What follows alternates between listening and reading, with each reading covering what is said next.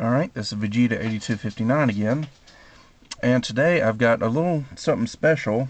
This is the 30th anniversary high-grade RX-78, but this is a special edition. This is the 711 version, and I think this is definitely one of the most unique limited editions I've seen. I don't think I've seen a Gundam model kit modeled after a convenience store before, but there's got to be first for everything, so this is it. These were sold, I believe they were sold actually in the 7-Eleven stores in Japan. So, yeah. And it's relatively new. It came out just about a month ago, I think. There was also a fixed figuration Gundam Verka that had a different 7-Eleven color scheme. And then there were some little figures of Frau Bo and Sailor Mass that were dressed up in 7-Eleven uniforms. Anyway, so this is it. Pretty much exactly the same as the regular 30th anniversary Gundam, only it's obviously got the 7-Eleven decals, and the colors are a little bit different. Instead of blue, you've got a very nice bright green.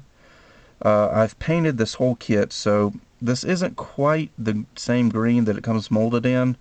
The green plastic is a little bit brighter, but this is the brightest green paint I could find, so it'll have to do. It also comes with orange parts instead of yellow. Again, the orange plastic was a little bit brighter than this.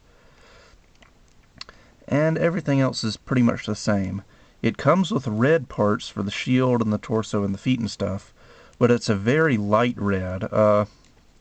It's kind of hard to describe. It's not pink, but it's definitely brighter than the normal red that they would use for RX-78. And then he's got white for the rest of the body and gray for the joints. So yeah, one thing I can say about this kit is that this thing has got way too many panel lines. It took me forever to fill in all these panel lines with my Gundam marker, and frankly, I'm glad to have it over with. But I guess that's in an effort to make it accurate to the 1/1 scale version that was erected in Japan earlier this summer. So, I guess we'll go into articulation next, since colors are done. The head is on a ball joint, actually a double ball joint, so it can go forward and back. Can slightly go forward and back like that, but not very much. It goes side to side just a little bit, and of course it can rotate 360. Now, if you're wondering why the V-fin looks a little bit funny, it's kind of crooked to one side, I experienced a modeler's worst nightmare. I lost the V-fin. Actually, my dad lost the V-fin. I had the parts painted, and they were on their little bamboo skewers with clips on them, waiting for the paint to dry. My dad walked by and accidentally brushed against them, and the V-fin went flying off somewhere in my driveway, and I absolutely could not find it. So after about 2 hours of searching, I said, screw it, I'm just going to go in and make a new one out of some sheet styrene plastic. So that's what I did, and it looks pretty good, except for the fact that it's crooked. And I straightened it out as much as I could, but that's about as good as it's going to get. Anyway, so yeah, articulation for the head we did. He's got articulation in the torso. Maybe I should go ahead and take this off.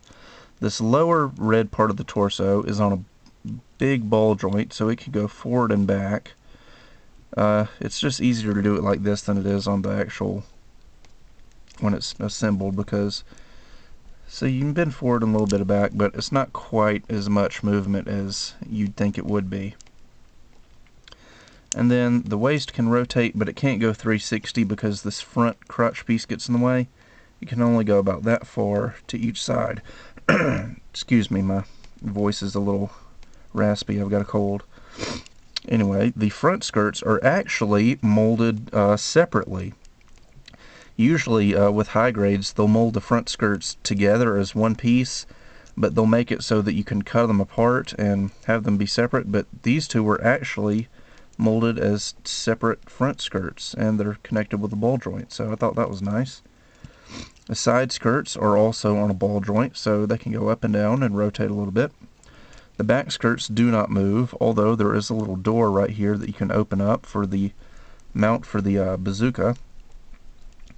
Let's see, I guess we'll do arms. There's a little polycap joint inside the shoulder that lets the shoulders come in and out like so. And the shoulder joints themselves are on a ball joint, so they can wiggle around and rotate 360 and go up and down a little bit. The arm can come out about that far, rotate below the shoulder. There's only one joint in the elbow, and it bends about 90 degrees. And next we come up to my only complaint about this kit, aside from the number of panel lines, is that the wrists are really, really loose on this kit. I mean, they just jiggle. I mean, I don't know if you noticed when I had the beam rifle in earlier, but I mean, it just hangs like that. He can't hold it up.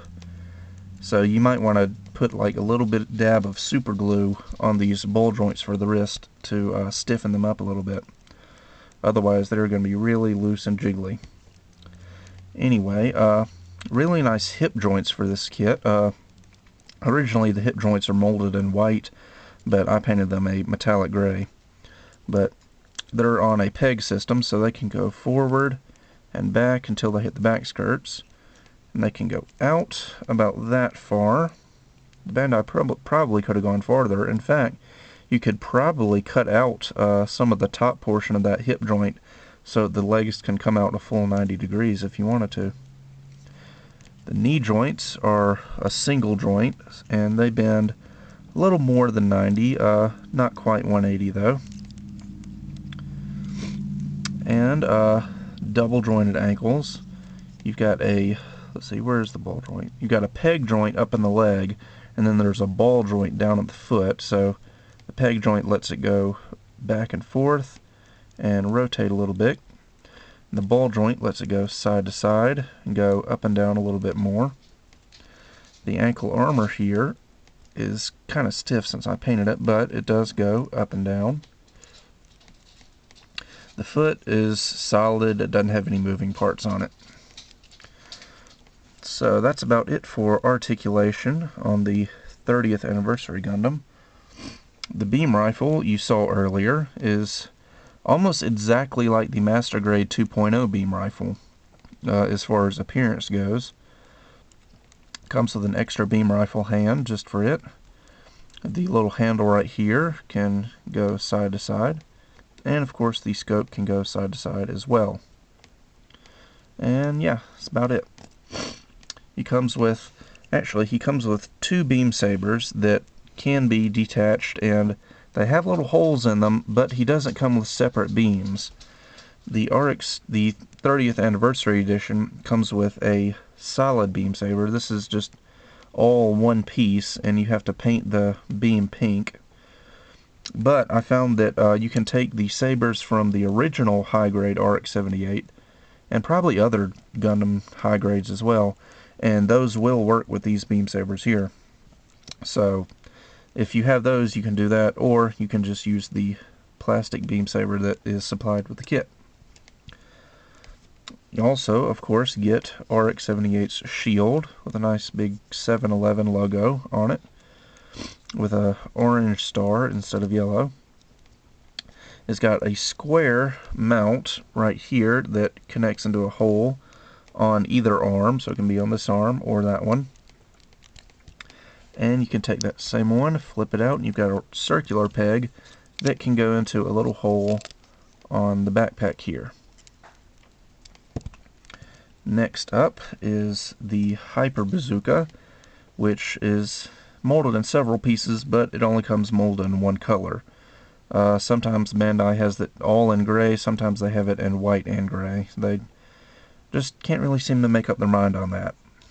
And he comes with, I assume you would use the same hand that you would use for the beam rifle to hold it. It also comes with a separate piece, this little connector right here that you can clip on, and you can open up this little door on the back skirts, if mine will in fact open. Not sure that it will. You know what, I don't think it's going to go. I'm afraid I kind of painted it shut. Anyway, take that off, and there's a little peg. You can connect the Hyper Bazooka to the back skirts. And last but not least, a new addition to the high-grade Gundam is the Gundam Hammer, because the previous release doesn't have it. Pretty much the same as you'll get on the Master Grade, ball and chain, nice metal chain rather than plastic. And the stickers you get will be, of course, the 7-Eleven decals, which I've already applied. And you get a sticker for the eyes, the cameras on the head, and a gray sticker for the neck. So, that's about it for the 7-Eleven 30th Anniversary Gundam, and I'll see you guys next time.